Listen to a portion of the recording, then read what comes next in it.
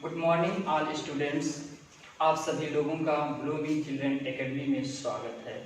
आज हम आप सभी लोगों को कक्षा 9 की मैथ में संख्या पद्धति पढ़ाएंगे, जो कॉम्पिटिटिव एग्जाम के लिए और कक्षा 9 के लिए बहुत ही इम्पोर्टेंट है। संख्या पद्धति यानी नंबर सिस्टम। नंबर सिस्टम क्या है, आइए हम सभी लोग इसको देखें। नंबर सिस्टम को निम्न कई भागों में बांटा गया है, जैसे प्राकृतिक संख्या, पूर्ण संख्या, पूर्णांक संख्या, परिमेय संख्या और अपरिमेय संख्या, भाज्य संख्या और अभाज्य संख्या तथा वास्तविक संख्याएं।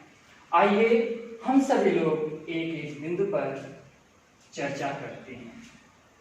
प्राकृतिक संख्या वह संख्या जो एक से आरंभ होकर अनंत तक जाती है, उसे हम प्राकृतिक संख्या कहते हैं। जैसे 1 2 3 4 ...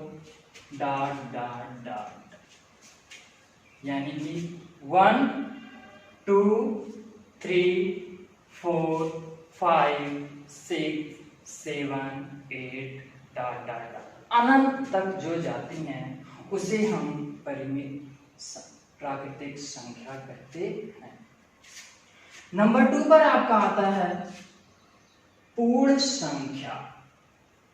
वह संख्या जो 0 से आरंभ होकर अनंत तक जाती है, उसे हम पूर्ण संख्या कहते हैं। जैसे 0 1 2 3 4 ... पूर्ण संख्या जो 0 से आरंभ होती है तथा अनंत तक जाती है, उसे पूर्ण संख्या कहते हैं। अब इसमें आपके 2 प्रश्न बन रहे हैं। उन प्रश्न को हम देख लें पहले। क्या सभी प्राकृतिक संख्या पूर्ण संख्या होती है? क्या प्राकृतिक संख्या पूर्ण संख्या होती है? तो हम कहेंगे हाँ, सभी प्राकृतिक संख्या पूर्ण संख्या होती है। क्यों, कैसे? क्योंकि हम प्राकृतिक संख्या में देखेंगे हमारा 1 2 3 4 5 6 7 1 यहाँ पे भी मिल रहा है, यहाँ भी, यानी कि प्राकृतिक संख्या में भी मिल रहा है और पूर्ण संख्या में भी मिल रहा है। 2 भी प्राकृतिक संख्या में मिल रहा है और पूर्ण संख्या में 3 इसमें भी, 4 इसमें भी। अब दूसरा क्वेश्चन आपका बनता है, क्या सभी पूर्ण संख्या प्राकृतिक संख्या होती है? तो हमारा उत्तर होगा नहीं। क्यों नहीं होगा? क्योंकि हमारी प्राकृतिक संख्या 1 से आरंभ होती है और पूर्ण संख्या 0 से आरंभ होती है। पूर्ण संख्या 0 जो प्राकृतिक संख्या में नहीं मिलेगा, इसलिए हमारा आंसर होगा सभी पूर्ण संख्या प्राकृतिक संख्या नहीं होती है, लेकिन सभी प्राकृतिक संख्या पूर्ण संख्या होती है। नंबर 3, पूर्णांक संख्या। पूर्णांक संख्या वह संख्या जिसमें 0 1 2 3 4 5 ... अनंत तक प्लस माइनस के साथ होती हैं। जैसे 0 1 2 3 ... लेफ्ट में आएंगे बाएं तरफ -1 -2 -3 ... ये सब हमारी पूर्णांक संख्याएं नंबर 4, परिमेय संख्या।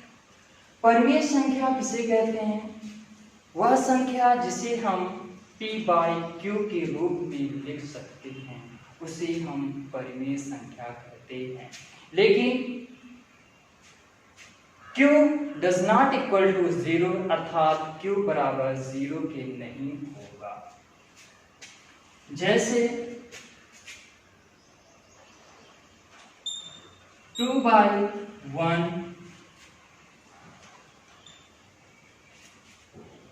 3/4,